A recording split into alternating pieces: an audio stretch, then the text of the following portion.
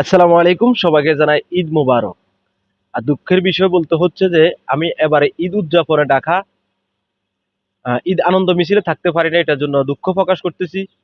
আর 16 বছর পর আমরা এরকম একটা ঈদ উদযাপন পাবো সেটা কল্পনা করতে পারি নাই।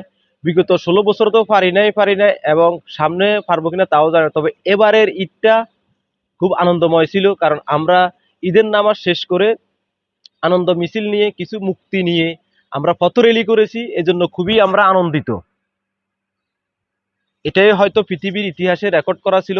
এবারের ঈদটা 30টা দিন রোজা রাখার পর আমরা ঈদ যেভাবে আনন্দ করার প্রয়োজন ঠিক সেভাবে আমরা আনন্দ করতে পেরেছি মুক্তি নিয়ে।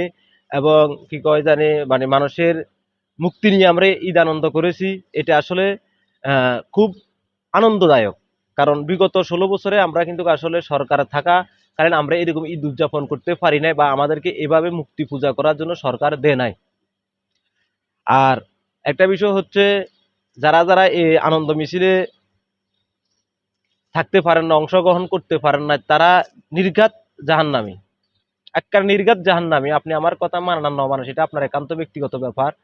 কারণ যে একজন আলেমের ছবি ঘোড়ার উপরে বটে উল্টো করে দিয়ে রেখেছে, তো বর্তমানে উনি একজন রাজনীতিবিদ এবং উনি একজন, উনাকে মানে খ্যাতি দেওয়া হয়েছে উনি একজন জিন্দাউলি। তো উনার মুক্তি নিয়ে আমরা ঈদ উদযাপন করতে পারি নাই, ঢাকা শহরে যেতে পারি নাই, এর থেকে বড় বেদনায়ক আর কিছুই নাই আমাদের জন্য। আমি একজন প্রবাসী হিসেবে বলতেছি, ঢাকা শহরে যে আনন্দ মিছিলটা হয়েছে আসলে আমি অংশগ্রহণ করতে পারি নাই, সেজন্য আমি আন্তরিকভাবে আপনাদের কাছে ক্ষমা প্রার্থী।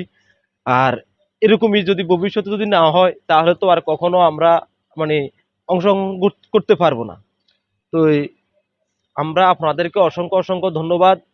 কারণ যেটা মুসলমানদের জন্য হারাম ছিল মুক্তি পূজা, সেটা এখন আলহামদুলিল্লাহ জায়েজ হয়ে গেছে গো মুক্তি পূজা। কারণ 30টা দিন উপাস থাকার পর যে আনন্দ মিছিল বা যে ঈদ উদযাপন সেটা আমাদের জন্য এখন সার্থক হয়েছে, আমরা পালন করতে পেরেছি।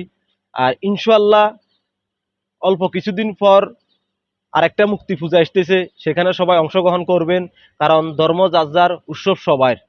এখন আমাদের মনে করেন না যে ইসলামিক বা যারা এই আনন্দ মিছিলটা করছে সেটার বিপক্ষে যদি কোনো আলোচনা যদি না আসে যে তারা এটা ঠিক করছে না মানে খারাপ করছে, যদি এরকম কোনো প্রতিবাদ না আসে তাহলে বুঝতে হবে হিন্দুদের যে দুর্গা পূজা বা এ, পূজা হয়, মুক্তি পূজা হয়, সেখানে অনেস্টলি মুসলমান যেতে পারবে। কারণ কন্টেন্টে সবাই বলে ধর্ম যার যার, উৎসব সবাই। সেটা যদিও মুসলমানরা সবসময় বেটু দিয়ে আসছে, এখন আর বেটু দেওয়ার প্রয়োজন নাই। কারণ এখন তো আমরাই মনে করেন না শেখ মুজিবের কি কয় জানি ধক্ষ বলতাম না, বলি ফেলি। ওই শেখ মুজিবের মনে করেন না যে ভাস্কর্য গুলা ছিল এগুলা কিন্তু আমরা ভেঙে ফেলছি, কারণ এগুলা মুসলমানদের জন্য হারাম, মুক্তি এগুলা ঠিক না। কথা কিছু বুঝিনি। আর এখন কি কয় জানি যারা করতেছে এগুলা ঠিক। হ্যাঁ হ্যাঁ, এটা আরে তবে খুব মিস করি এই আনন্দ মিছিলটা।